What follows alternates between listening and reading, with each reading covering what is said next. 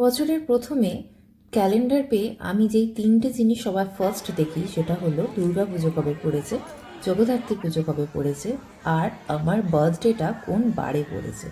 আমি যেমন সারা বছর আমার বার্থডে নিয়ে এক্সাইটেড থাকি, সেরকম কিন্তু বাকিদের বার্থডে নিয়েও ঠিক ততটাই এক্সাইটেড থাকি। আর সেই দিন ছিল আমার শ্বশুরবাড়ির তরফে সবচেয়ে ছোট সদস্য, যে তার ডাবল ডিজিট বার্থডে, মানে আমার এক্সাইটমেন্ট লেভেল তো আরও বেশি ছিল। তো তার বার্থডে থিমটা সেই চুজ করেছিল পার্পেল কালারের ওপর। পার্পেল কালারের একটা সুন্দর 3 টায়ার কেক করা হয়েছিল, তাকে একটা পার্পেল কালারের গাউন পরানো হয়েছিল, আর ডেকোরেশনটাও না টোটালি পার্পেলের ওপরে করা হয়েছিল। আর ডেকোরেশনটা যথেষ্ট ভালো হয়েছিল, ওয়েলড ডেকোরেশন করা হয়েছিল। কেক কাটিংয়ের পর, সবাইকে কেক খাওয়ানোর পর, গেস্টদেরকে কেক খাওয়ানোর পর সিটিং এরিয়াটা এই সাইডটায় করা হয়েছিল। এখানে আমার মা, বাবা, দাদা বাকিরাও বসেছে খাওয়ার খেতে।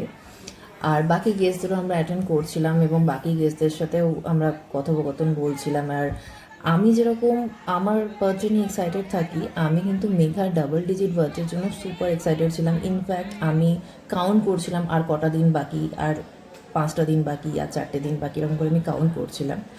আর আরও বেশি এক্সাইটেড ছিলাম ওর মেনুর জন্য। ওর মেনুটাও দুর্দান্ত হয়েছিল, আমি এক্ষুনি দেখাতে চলেছি।